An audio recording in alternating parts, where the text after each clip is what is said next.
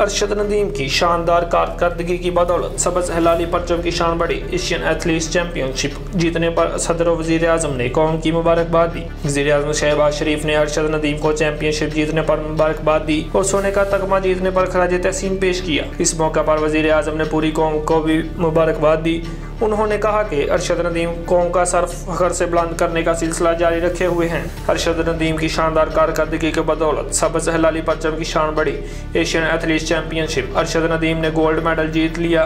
उन्होंने कहा कि अरशद नदीम की मेहनत, लगन और कामयाबी नौजवानों के लिए काबिल तकलीर मिसाल है। सदर आसफ अली जरदारी ने भी आज अरशद नदीम को एशियन एथलीट्स चैंपियनशिप जीतने पर मुबारकबाद पेश की। सदर मुमलकत ने कहा कि अरशद नदीम ने ज्यूलन थ्रो के खेल में एक बार फिर पाकिस्तान का नाम रोशन किया। उन्होंने पूरी चैंपियनशिप में बेहतरीन खेल पेश किया। सदर आसफ अली जरदारी ने इस जीत पर कौम को मुबारकबाद दी। सदर आसफ अली जरदारी ने कहा कि पूरी कौम को अरशद नदीम की शानदार कारकर्दगी पर फख्र है। सदर वज़ीर आज़म ने कहा कि दुआ है मुस्तकबिल में पाकिस्तान की कामयाबियों का ये सिलसिला जारी रहेगा।